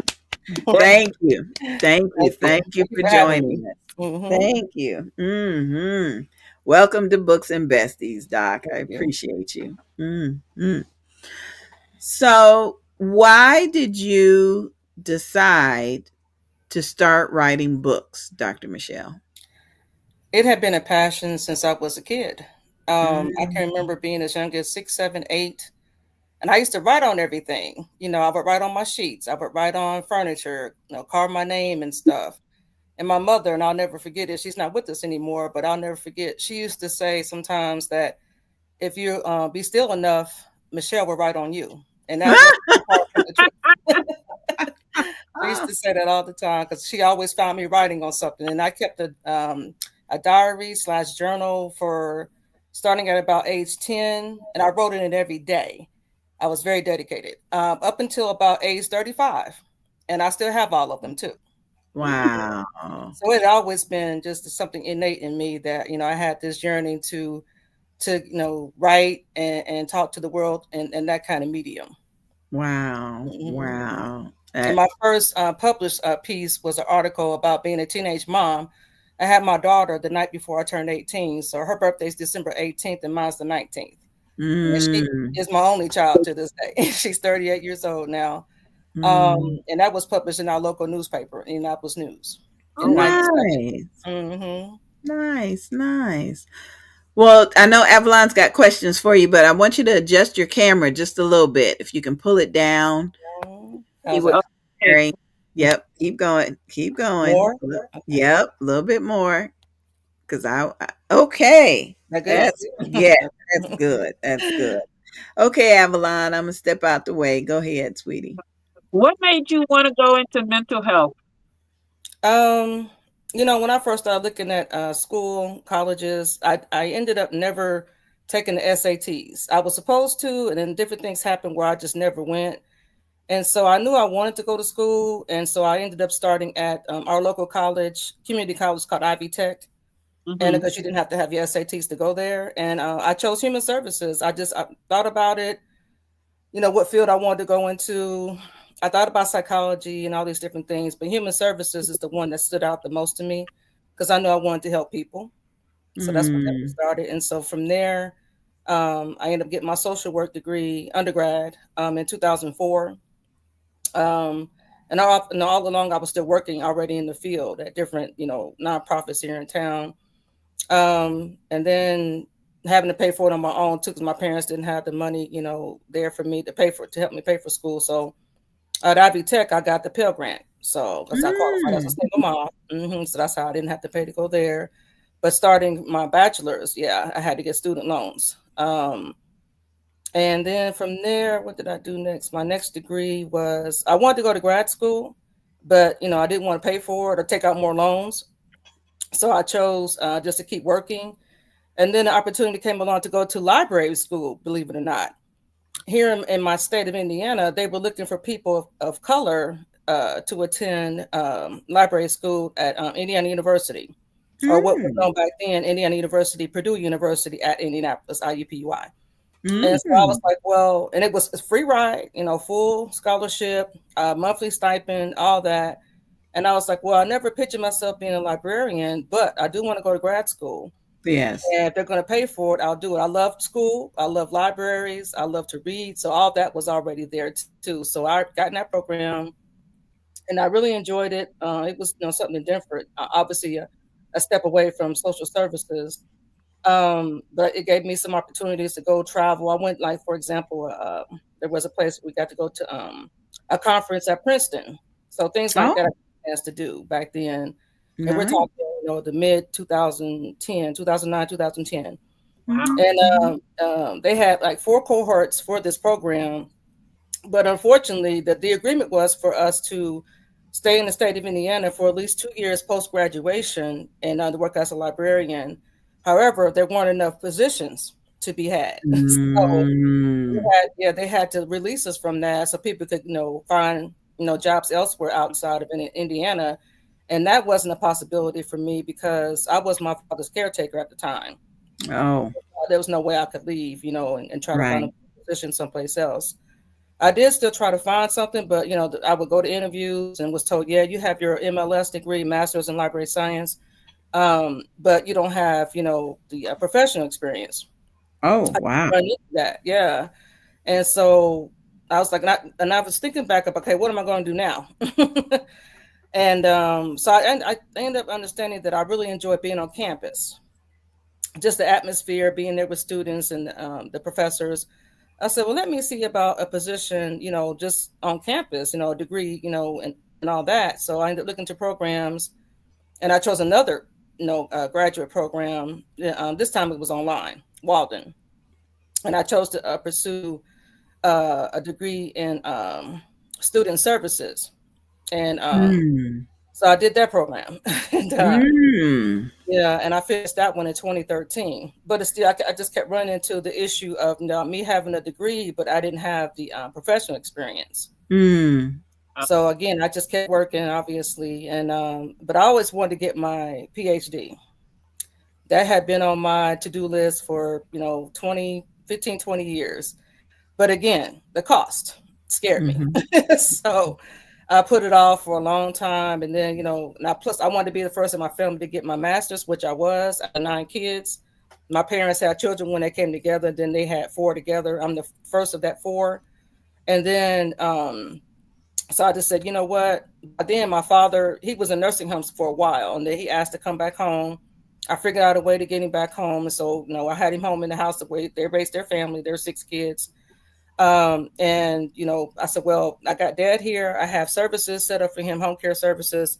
Let me go ahead and just go, apply for a program. So I looked into different programs again, and I chose Walden for the second time, Walden University, which is the online school.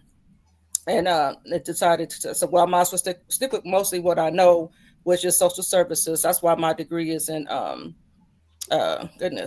my human services. And I finished that program earlier this year. Finally, it took me about 6 years. Wow. Congratulations. Thank you. Congratulations. Long time to be in school. I can only imagine. Hmm. Yeah. Fabulous. Mm, mm, mm, So, I mm. go- Mm. On the campus. So what type of children books have you written? I'm glad you asked because I have them right here. I made sure I had copies with me.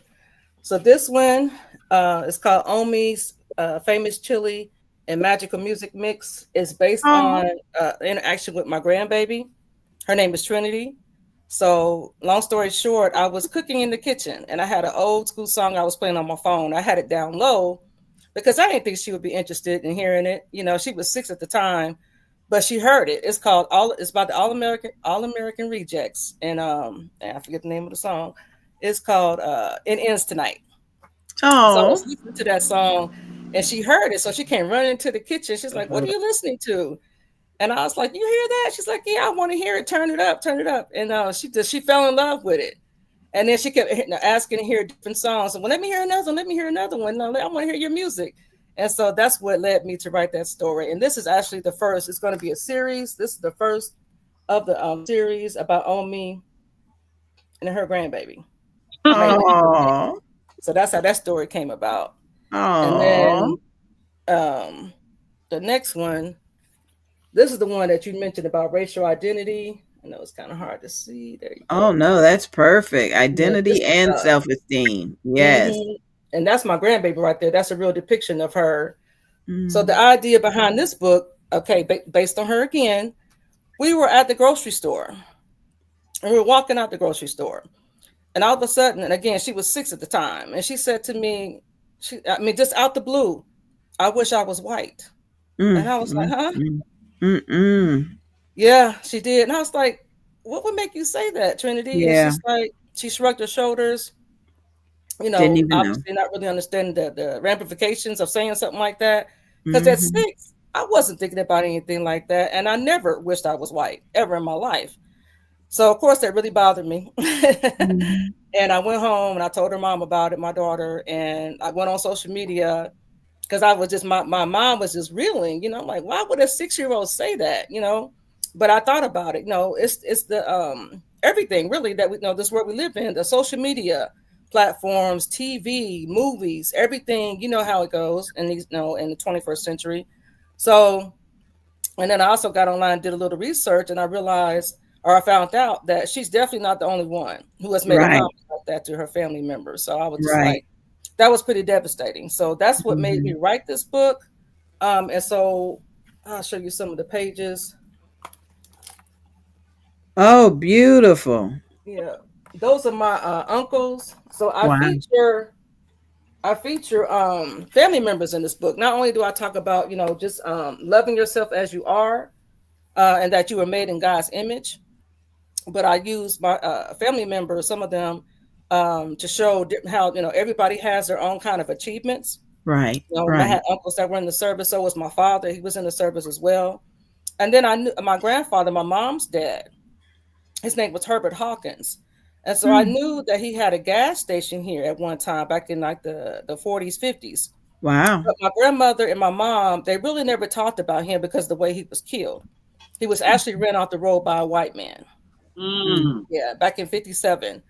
And Wow. so, yeah, it was really obviously very devastating. My mom was 19 when it happened. And so they just, again, never really talked about him at all. And I think that that's just the trauma, having to deal with that trauma of the way they lost their, their loved one, my grandfather and their father and their husband. And I said, well, let me see what I can dig up out here to learn more about this gas station. Because he also had ran a taxi service at one time too. And so I just got into it, did my research, and I learned so much more about him that we never knew before. I found Right. articles about him in our local Black-owned newspaper. It's called the Indianapolis Recorder. They're celebrating their 130th year this year. And then also some articles about him in our Indianapolis News too, the regular paper. And I was just like, what? And we didn't know this all these years, like I said, they never talked about him. So none of us knew. And so I just kept digging. And what made me know that he was a community leader is that he was his death was on the front cover of the Indianapolis Recorder, and it was the leading story. So I knew then, oh yeah, he was somebody, but his life got cut short. Wow. I even reached out to the Indianapolis Recorder about him. I said, this is like a full circle moment. Yeah. Because his great great granddaughter is what led me to do this research. Right. Otherwise, we still would have never known. And not only that, I learned that the gas station was located at 614 Indiana Avenue. If you know anything about Indianapolis, Indiana Avenue used to be the cultural hub for Black people here in this city. Oh, nice. 40s, yeah. And Nice. that's where the Walker Building is. Madam Walker Building is right there on Indiana Avenue. Wow. And then furthermore, I learned that his gas station was located right across the street from the building. Oh, wow. Yeah. So I learned all this and it was just from this book, for me wanting to write about my grandbaby. And I'm just like, so that was pretty exciting. That was just earlier this year. I published that book in March of this year. So, and then the first book I wrote about her, my grandbaby, was this one. Trinity's Earthly Arrival from Heaven. Oh. Because my daughter had been told she couldn't have kids. So I was under the impression that I wasn't going to be a grandma because I know I wasn't having any more kids. Yeah. By choice. I just was not interested because I never got married or anything. And so I wrote that story about her just being a gift from heaven because my daughter, with her having her issues, reproductive issues, she had a few miscarriages in her 20s, but then she got pregnant with her at 30. Yeah. And I was living in Michigan at the time, and she called me and told me she was pregnant. I'm like, you're what? Wow. So no, blissfully, she was born, without any issues. She had a difficult pregnancy because, obviously she was considered high risk. But luckily Trinity was born without any health issues. And so that's why I wrote about her. Yeah. Oh, I love it. I never dreamed I would be a children's author. Not at all. No, it's because of Trinity that I started writing children's books. My very first book, and I'll bring that out. It's an adult book, and it's an erotic book. And this book had been in the works for over 20 years. This ain't that. And I started working on that book when my daughter was in 3rd grade. And but because of work, being a single mom, going to school, I would pick it up and put it down, dealing with writer's block too. All that was going on, but I knew instinctively that one day I would finish that book. And I finally finished it in 2021. So that was wonderful. My publication. Wonderful. And the last one that you mentioned was this one. And the name is Dr. Zephyr Varelli. Oh, I chopped it up. Zephyr Varelli.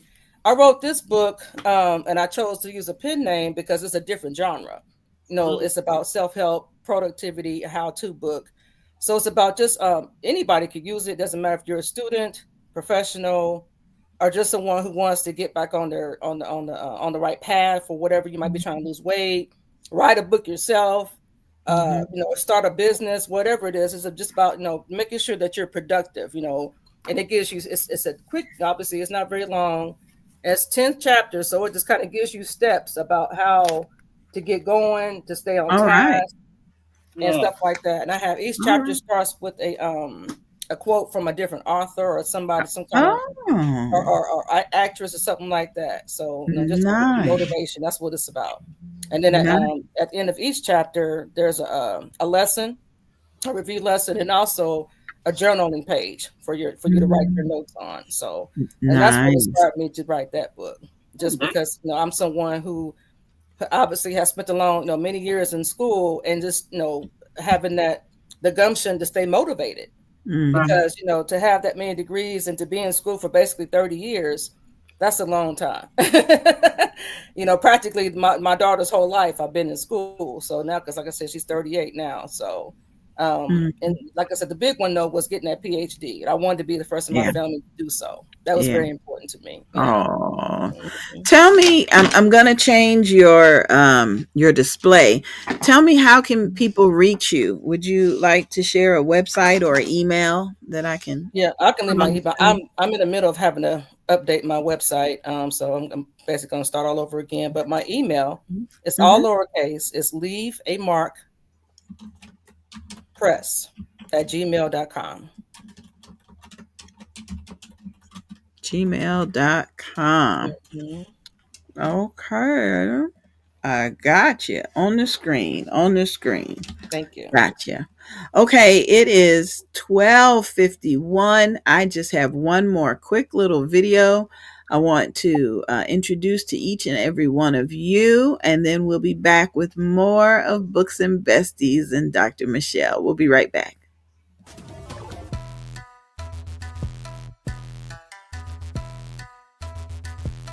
One of the things I definitely like to share is a testimony on how people and why we would be so important to have our services. I spoke with a young lady who sat on the phone while her son was being pulled over for 45 minutes, listening to her conversation. She felt so vulnerable, and she thought to herself, what could I do?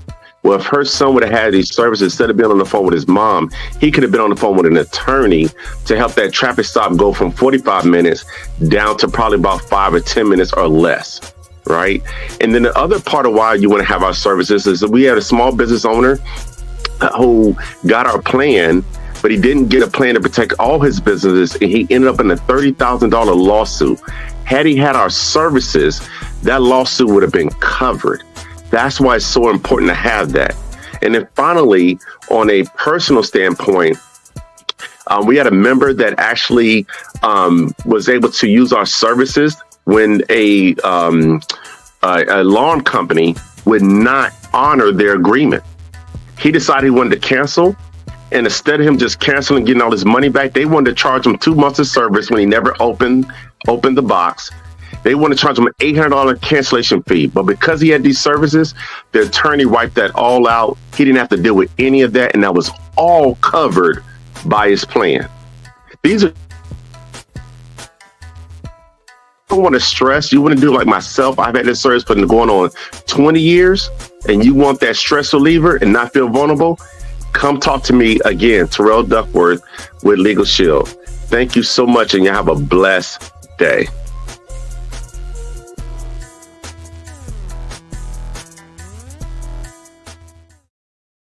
Thank you for sharing your knowledge and your information. Thank you, Mr. Duckworth. We appreciate you.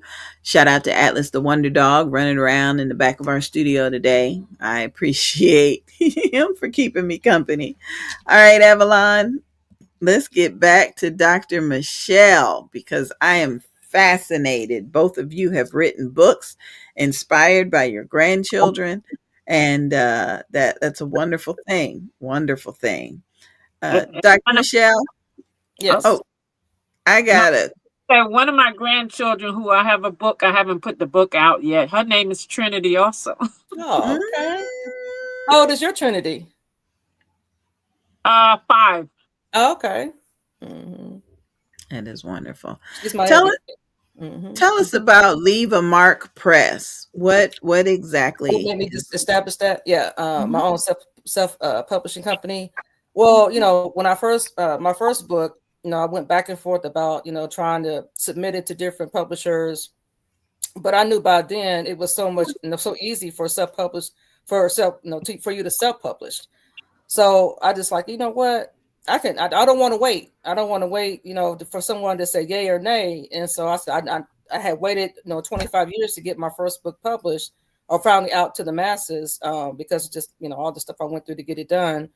and I'm going to self-publish. So that's what made me establish my own publishing company. And I decided to call it Leave a Mark Press because, you know, long after I'm gone, my books will still be here. So that's my point of wanting to leave a mark in the world in a positive way, you know. And plus, I've had, you know, along with my journey, I've had other authors reach out to me for assistance. And so, but at the time I was still finishing up my PhD degree, and I didn't want to take on, you know, projects, you know, outside of my own, you know, we're trying to finish school. But now I am open to helping other authors too. You know, I'm open to that. And I've had people reach out to me, but one thing I've noticed, people really don't understand what it takes and how much it takes to publish. You know, they don't understand that, the background work that you got to do. And I've obviously learned a lot in 4 or 5, 6 years since I started my journey with publishing. So that's what made me establish that my own publishing company. Wow. Wonderful. Wonderful. Avalon, did I interrupt you? I'm sorry, dear. You go ahead and ask your question. You good. You good. I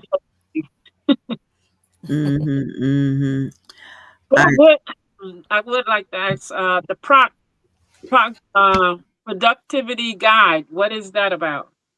That is about just helping people get on the right path. You know, if you're trying to accomplish something, it doesn't matter if you're someone who's trying to lose weight, someone who wants to go back to school, just trying to help people be productive in whatever goal they have set for themselves, but find themselves, struggling or stagnant. So that's what that book is for. That's the book you just showed us. Yep. I'll show it again. Yep, this one. Okay, that book. All right. Yeah. And all of my books are on Amazon too. Yeah. Most of them are published through Amazon, KDP. Most of them are, because it's so easy. Even though I don't, the royalties are not all that great, as far as, because all the fees they take out and everything. But it is really easy to use their platform to publish. I've noticed, because I published Trinity's Earthly Arrival with Ingram Spark, and then the racial. This one I published with Book Baby. Are you familiar with Book Baby? I published that one with them. Yeah.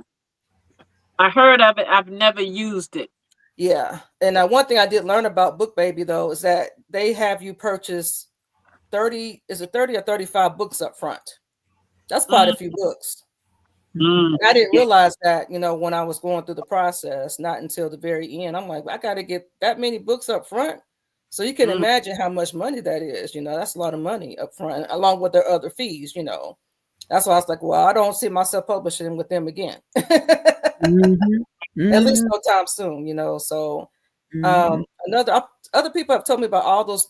There's so many different ways and different companies to help distribute your book, but you have to be careful and make sure you read the small print, so to speak. Right. That is beautiful. Thank you so much, dear. I've learned so much. And just one final question that we have that came from a member of the audience. Can you give us a selling tip? How do you sell your books? And what have I done? Yeah. Well, I've learned how to create those the book trailers myself.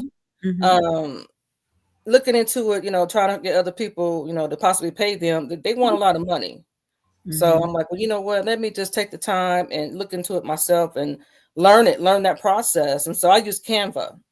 Canva.com. I use that platform to create my book trailers. So, and I post them on Instagram, my Instagram, book, Facebook. And I recently joined TikTok. I really didn't want to join TikTok because I'm not on my phone looking at videos like that, but I knew I'm trying to reach a wider audience. Because that is one thing I can say as a self-published author, I got that down now, how to publish a book. But reaching the audience is a whole nother beast. And it's like another job. And it takes a lot of time to do that. So, and I've also participated in different events, here in my city, like different book festivals or anyone who has a vendor event, things like that. I've done that as well. I've been on other podcasts, interviewing like I am right now. trying to find all those little different avenues, you know, and reaching out to other people and trying to link up with other authors and things like that. So do my best to be creative, because it's hard to reach an audience. I've come to see, even with all the different genres that I'm writing in, finding your audience is it takes some time, a lot of time, as I'm sure you can speak to, you know, as an author. And Yeah. so, can I ask you a question too? How are you doing it? How are you getting your books out to the audience, to your masses, to the masses? Pretty much the same way that you're saying you're doing, pretty much the same way. Like you said, it is kind of hard getting to that audience. Yes. It's a Yeah. lot of things you have to do to get out there to them. Yeah. Yeah. So. And I truly love, I believe I sell more books when I'm in front of a person than I do when they're just randomly searching online. So I try to do as many book festivals, book fairs, vendor events. I try to do as many of those as I can possibly do. And I have discovered that whatever the vendor fee is, don't go in there anticipating selling enough books to cover that vendor event. Go there with the intention of networking with someone, someone who's published in the same genre that you have. Maybe the two of you can do something together. Just being focused on the networking aspect of it. I know Avalon was talking about a book event she did. Was that last month in August? Is it? I met Michelle there. Isn't that Yeah. right? You were at the independent authors. Were you at that? When? Well, When? the beginning of September. Were you at that event Where was it held? in Roselle, New Jersey? No. Oh, No, okay. that wasn't me. No, I've only done vendor events here in my city, Indianapolis. But I do. That is my desire, to go out and go to other places. But no, I've never been outside of my city to Okay. participate. Yeah. Yeah, no, I haven't. Well, I tell you both, the Fresh Book Festival in Daytona Beach, Florida, it takes place the end of January, and this will be their 15th year. And I've been a partial sponsor for probably 12, 13 of those years. And that book festival has brought me more clients in terms of people that want their audiobooks produced, because that's what my agency does. We produce audiobooks. We do the narration and the production. It has brought me more audiobook clients than any other effort that I've done online or anything. And so if you go to these book festivals with the intention and the mindset to network with people, it truly can be a blessing to you. It truly can. Yeah. I believe that, just in my, my experience, and I haven't been in it as long as you have, but I agree. I think that face to face is what really, sells. Yeah. Get people.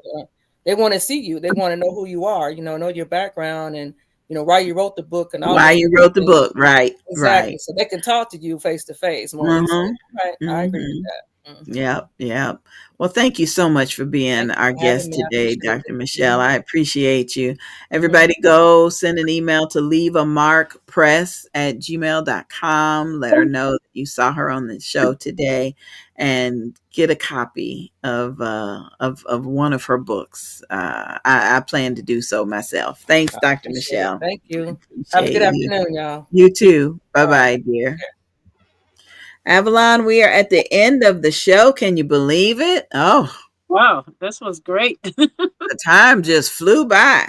Learned something from each and every one of our guests. I appreciate them, and I appreciate you for being my bestie. Thank you, honey.